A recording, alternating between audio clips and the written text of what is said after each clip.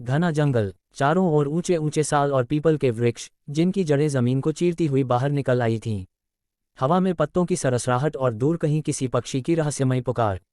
इसी जंगल के बीचों बीच एक छोटी सी कुटिया थी, मिट्टी और लकड़ी से बनी, बेहद साधारण। इस कुटिया में रहते थे स्वामी अघोरानंद, एक साधु जिसने संसार, मोह, धन और संबंध सब कुछ त्याग दिया था। सफ़ेद दाढ़ी, शांत आंखें और चेहरे पर अजीब सी गंभीर शांति। कहते हैं वे वर्षों से इसी जंगल में तपस्या कर रहे थे। गांव वाले उनका बहुत आदर करते थे, लेकिन कोई उनके पास ज्यादा देर ठहर नहीं पाता था।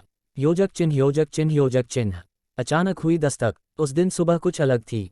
स्वामी ध्यान में बैठे थे कि तभी बाबा, एक डरी हुई आवाज। साधु ने धीरे से आंखें खोलीं।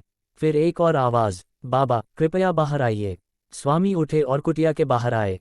जो दृश्य उन्होंने देखा उसने उन्हें भी पल भर के लिए चौंका दिया।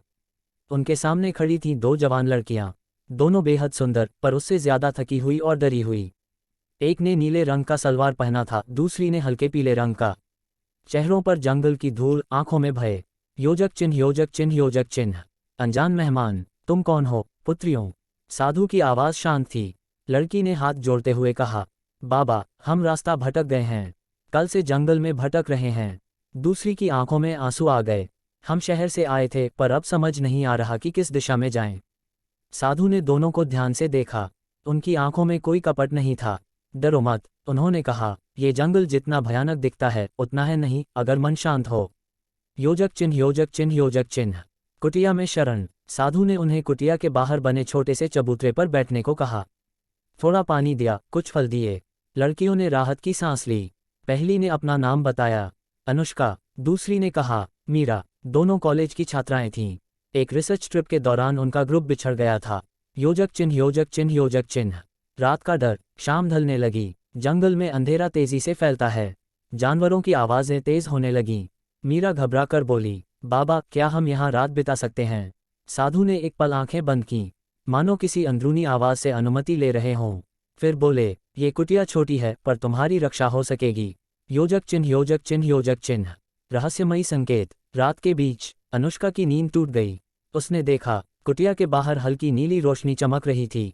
उसने मीरा को जगाया। दोनों बाहर झांकने लगीं। स्वामी अघोरानंद ध्यान में बैठे थे। उनके चारों ओर अजीब सी ऊर्जा। मीरा फुसफुसाए, ये कोई साधारण साधु नहीं है। योजक चिन्ह, योजक चिन्ह, योजक चिन्ह। साधु का अतीत। अगली सुबह साधु ने स्वयं बताया, एक समय मैं भी गृहस्थ था, पर एक रात सब कुछ बदल गया। उन्होंने बताया कैसे उन्होंने अपने परिवार को खो दिया और जंगल को ही अपना संसार बना लिया। अनुष्का की आंखें भर आईं। योजक चिन्ह, योजक चिन्ह, योजक चिन्ह।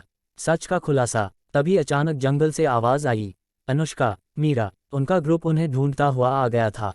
लड़कियां खुशी से रो पड़ीं। जाने से पहले मीरा ने पूछा, बाबा क्या हम फिर मिलेंगे? साधु मुस्कुराए, यदि भाग्य ने चाहा। योजक चिन्ह, योजक चिन्ह, योजक चिन्ह। अंतिम रहस्य। जब सब चले गए, कुटिया के पास एक बूढ़ा ग्रामीण आया। उसने कहा, बाबा आज फिर वे प्रकट हुईं। साधु बोले, हाँ, आत्माएं अपने प्रश्न लेकर आती हैं। ग्रामीण चौंक गया, तो क्या वो लड़कियां? साधु ने आंखें बंद कर लीं। जंगल फिर से शांत हो गया। जस्ट